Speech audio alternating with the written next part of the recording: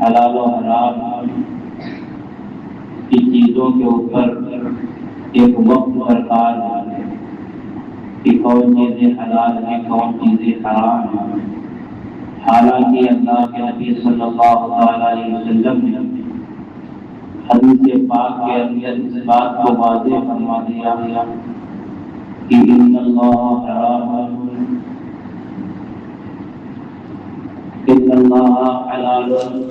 والحرام بین۔ اللہ کے نبی ارشاد فرماتے ہیں بے شک اللہ نے حلال اور حرام چیزوں کو تشریحی طور پر واضح فرما دیا کہ کون چیزیں حرام ہیں کون چیزیں حلال ہیں۔ اللہ کے نبی نے 3 چیزوں کا ذکر فرمایا ہے۔ نمبر 1 وہ چیزیں جو بالکلیہ حلال ہیں۔ نمبر 2 وہ چیزیں جو بالکلیہ طور پر حرام ہیں۔ تیسرا جو کانسیپٹ اللہ رب العزت نے رکھا کچھ ایسی زمینی استر سے چیزوں کو پیدا فرمایا جو مشتبہ نہ تو وہ حلال مانی گئی نہ ہی حرام مانی گئی، اور اس کے تعلق سے سرکار نے ارشاد فرمایا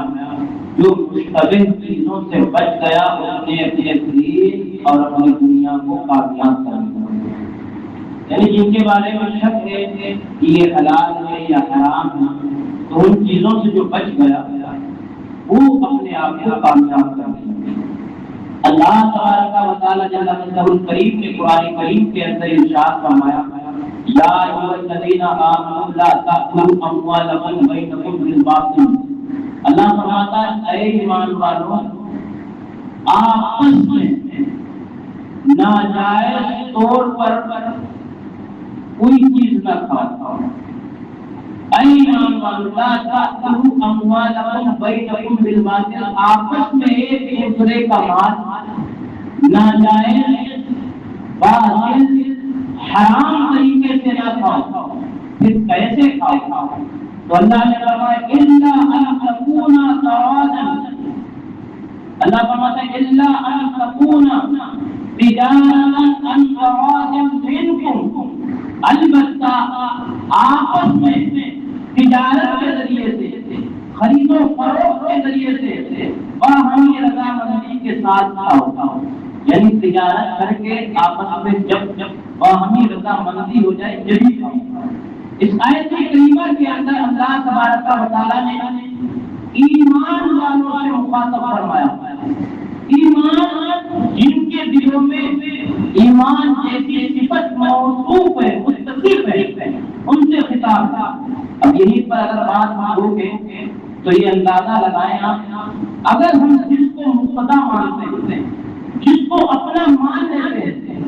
جس کو اپنا رہبر مان لیتے ہیں، اب اگر ہم رہبر کے بتائے ہوئے راستے پر عمل نہ کر کے دوسرے راستوں پر چلیں گے تو ضرور بھٹک جائیں گے،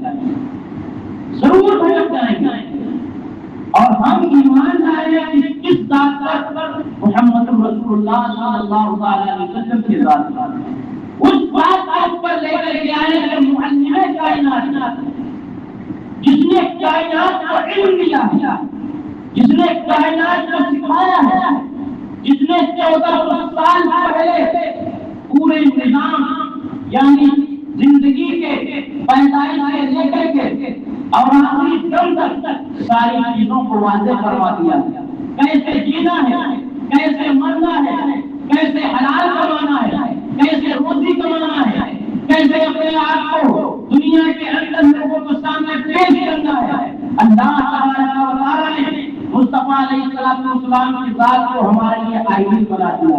قرآن کریم نے صاف طور پر فرما دیا لقد کان لکم فی رسول اللہ اسوۃ حسنہ، اے ایمان والو سنو، تمہارے لیے اگر کوئی آئیڈیل کوئی ذات ہے تو کوئی اور نہیں بلکہ محمد رسول اللہ کی ذات ہے۔ تو ہمیں اللہ یہ بات ماننی پڑے گی، ہمیں اپنی زندگی کے اندر اگر کسی کو آئیڈیل ماننا ہوگا تو رسول اللہ کی ذات کو ہی ماننا ہوگا، دور نہیں۔ اب ہم لے کر کے چلتے ہیں اللہ کے نبی نے ارشاد، اللہ کے نبی صلی اللہ علیہ وسلم نے فرمایا اللہ نے حلال کو واضح فرما دیا، حرام کو واضح فرما دیا۔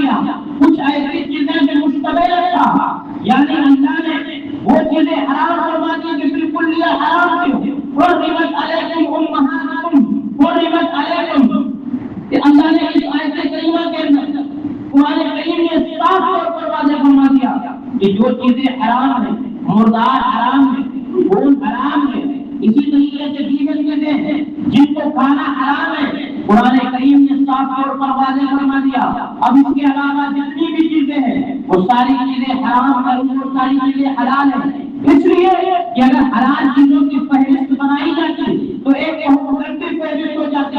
اللہ نے قرآن کریم کے اندر، اس کے محبوب نے حدیث پاک کے اندر جو چیزیں حرام تھی ان کو واضح طور پر واضح فرما دی۔ اب قرآن عزیز نے صاف طور پر یہ اعلان فرما دیا، یا ایھا الذین آمنوا یا ایھا الذین آمنوا لا تأکلوا اموالکم بینکم بالباطل، اے ایمان والو آپس میں ناجائز طریقے سے ایک دوسرے کا مال نہ کھاؤ۔ کیا مطلب ہے؟ مطلب یہ ہے کہیں ایسا نہ ہو کہ رشوت لے کر کے ایک دوسرے کا مال کھاؤ، کہیں ایسا نہ ہو سود لے کر کے ایک دوسرے کا مال کھاؤ، کہیں ایسا نہ ہو کہ دیگر چیزوں کے طریقے سے، جیسے آج بیان کے طور پر لوگ ناجائز مال کھاتے ہیں، سود کے طور پر ناجائز مال کھاتے ہیں، رشوت کے طور پر مال کھایا جاتا ہے۔ اسی طرح سے اگر کوئی کھانے چیز ہے اس کے اندر ملاوٹ کر کے ایک دوسرے کے طریقے کو کیا ہے حرام کو حلال اور حرام کو حرام بنا کر کے لوگ پیش کر کے آج پانوں کی دودھ کی شکل، اگر آج دودھ کی ایک مثال لے لو، آج دودھ کے اندر پانی ملا کر کے اسی طرح سے دیگر چیزیں ہیں جو خالص چیزیں ہیں، اسی طرح سے شہد کے مسئلہ لے لو، اگر شہد کے اندر کوئی چیز ملا کر کے خرید و فروخت کرتا ہے تو یہ دھوکہ دیتا ہے، تو پتہ چلا دھوکہ دے کر کے کسی چیز کے اندر ملاوٹ کر کے ڈنڈی مار کر کے سودی طور پر ہو یا کاروبار دیگر چیزیں حرام چیزیں، یعنی شراب کا کوئی کاروبار بند کرنا ہو، سود بیاج کا کوئی کاروبار بند کرنا ہو، اسی طریقے سے میرے پیارے کو یاد رکھو آج جو سوشل میڈیا کے اوپر آج ہماری ماں بہن بیٹھا ہے، ہماری ماں بہنیں جو سوشل میڈیا کے اندر اس طریقے سے ایکٹیو ہو رہی ہیں، کہیں انسٹاگرام کے اوپر، کہیں فیس بک کے اوپر، کہیں یوٹیوب کے اوپر جو اپنے ریلز بنا کر کے ڈال رہی ہیں، لوگوں کے سامنے اپنے آپ کا مظاہرہ کروا رہی ہیں، اپنے آپ کو نمائش کرواتی نظر آ رہی ہیں، اس طریقے سے روپیہ کما کر کے یہ بھی حرام ہے، سود بھی حرام ہے، جوا بھی حرام ہے، ملاوٹ بھی حرام ہے، اسی طرح سے دیگر چیزیں اللہ کی عزت نے صاف طور پر قرآن کریم کے اندر اور صاف طور پر اس کے حدیث میں آدمی کے مقابلے کے اندر ان چیزوں کو حرام بنا دیا ہے۔ اسی طرح سے وہ ماں جو دیگر کے حرام پر جا کر کے غیر ملکوں کے پاس بیٹھ کر کے یا تو تجارت کرتے ہیں یا تو ان کے پاس بیٹھ کر کے ان کی نوکریاں کرتے ہیں یا ان کے پاس بیٹھ کر کے دیگر چیزوں کو کام انجام دیتے ہیں، اللہ کے نبی صلی اللہ علیہ وسلم نے ان تمام چیزوں کو حرام قرار دے دیا ہے اور قرآن کریم نے صاف طور پر فرما دیا ہے کہ ایسی تجارت کر کے ایسا مال کما کر کے ایسا دنیا کما کر کے دنیا بھی خراب ہوتی ہے اور آخرت بھی خراب ہوا کرتی ہے۔ میرے آقا علیہ السلام نے ارشاد فرمایا تھا، حضرت عبداللہ بن مسعود رضی اللہ تعالیٰ عنہ سے حدیث پاک ہے، سرکار ارشاد فرماتے ہیں جس قوم کے اندر زنا عام ہو جائے تو بلا اس قوم کے اندر نازل ہو جایا کرتی ہے، اور جس قوم کے اندر سود رشوت یہ عام ہو جائے تو ان کے اوپر دوسری قوموں کا روب اور خوف طاری ہو جایا کرتا ہے۔ اب آج 14ویں صدی کے اندر جس دور میں ہم گزر رہے ہیں، کیا آج ہم اور آپ اس سب کے اندر داخل نہیں ہیں؟ آج ہمارا لوگوں کا ہمارے اندر نظر نہیں آ رہا ہے، اس کی وجہ کیا ہے؟ اگر آپ دنیا کے اندر دیکھیں تو زنا کی شدت طریقے سے زنا بالکل کثرت کے ساتھ عام ہوتا جا رہا ہے، سود عام ہوتا جا رہا ہے، رشوت عام ہوتی جا رہی ہے، جبکہ آج سے چند سال پہلے اٹھا کر کے دیکھیں اگر کوئی جھوٹ بولتا تھا اور وہ خبر کسی کے پاس لے کر کے آتا تھا، کہتا تھا کہ فلاں جھوٹ بول رہا ہے، تو وہ سامنے والا کہتا تھا کہ وہ ہرگز مسلمان نہیں ہو سکتا ہے۔ اگر جھوٹ پر کوئی کاروبار کرتا تھا تو لوگ کہتے تھے کہ ہرگز وہ مصطفیٰ کا غلام نہیں ہو سکتا ہے۔ اگر وہ جھوٹ بولتا تھا تو لوگ یہ بات کہہ دیا کرتے تھے کہ وہ سب کچھ تو ہو سکتا ہے مگر مصطفیٰ کا وفادار نہیں ہو سکتا ہے۔ کیوں؟ اس لیے کہ جو مصطفیٰ کا وفادار ہوگا وہ کبھی جھوٹ نہیں بولے گا، جو مصطفیٰ کا وفادار ہوگا وہ کبھی سود بیاج نہیں کھائے گا، جو مصطفیٰ کا وفادار ہوگا وہ کبھی رشوت نہیں کھائے گا۔ اور میں آج آپ کو بتاتا چلوں، میرے آقا علیہ السلام نے آج کے دور میں جو یہ جو بلا کری ہوئی ہے رشوت کی، یہ جو بہت تیزی کے ساتھ ہوئی نظر آ رہی ہے، اور قرآن و حدیث کے اندر